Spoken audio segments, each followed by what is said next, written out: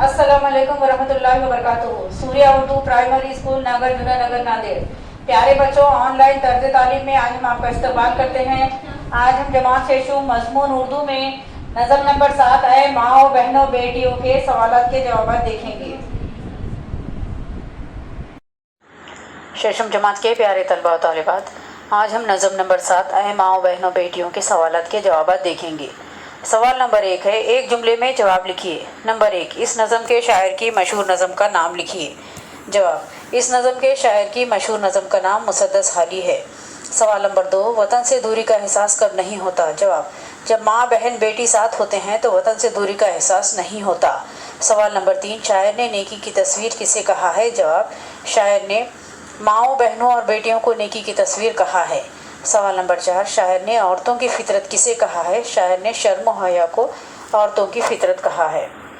उसके बाद सवाल है, मुख्तसर जवाब लिखिए। नंबर 1, शायर ने माँओं बहनों और बेटियों की अहमियत किस तरह बयान की है? जवाब, शायर ने कहा है कि औरतों की वजह से दुनिया जीनत है, मुल्कों की बस्ती और कौमों की इज्जत भी इनके दम से है। औरतें ही घर की शहजादियाँ हैं और शहरों की भी आबादियाँ भी है इनके ही दम से है।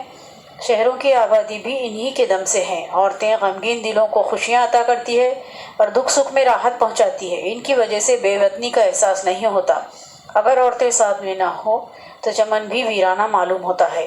शायर ने इस तरह माँओं बहनों और बेटियों की अहमियत बयान की है। सवाल नंबर 2, शायर ने नेक ख़वातीन की किन खूबियों का जिक्र किया है? जवाब, शायर ने कहा है कि नेक ख़वातीन नेकी की तस्वीर और पाकीज़गी की तदबीर होती है। वो दीन की पासबानी करती है और इनकी वजह से ईमान सलामत रहता है। नेक ख़वातीन में शर्म हया और तबीयत में महव वफा पाई जाती है। किसी भी बात को राज़ी खुशी से मान लेने की इन्हें बचपन से आदत होती है। नेक ख़वातीन अपने खाविंदों से मोहब्बत करती है और औलाद की हमदर्द होती है। उसके बाद सवाल नंबर 3 है, आती हो अक्सर बेतलब कहकर शायर ने माशरे की किस खराबी की तरफ इशारा किया है? जवाब, आमतौर पर लोग चाहते हैं कि उनके घर में लड़की पैदा ना हो।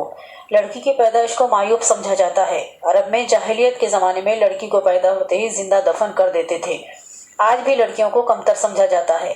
आज भी ज़्यादातर घरों में बगैर मांगे ही लड़की पैदा हो जाती है। ये दरअसल माशरे की खराबी है।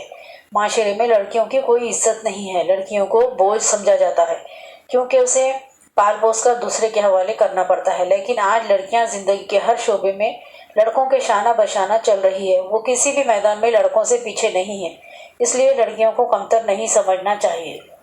उसके बाद सवाल है, खाली जगह में ऐसा हुर्फ लिखिए कि 2 ऐसे लफ्ज़ बन जाए जिनके माने ऐश और गुर्बत हो।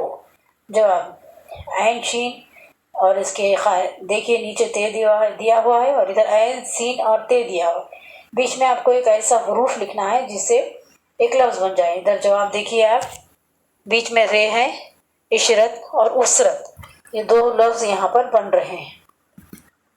शेषम जमात के प्यारे तलबा तालिबात, आप इस नज़म के अल्फाज माने और सवालात के जवाब को अपनी नोटबुक में लिखिए। हमारी इस वीडियो को ज़्यादा से ज़्यादा लाइक कीजिए, शेयर कीजिए और हमारे इस चैनल को सब्सक्राइब कीजिए। हम फिर मिलेंगे। अल्लाह हाफिज़।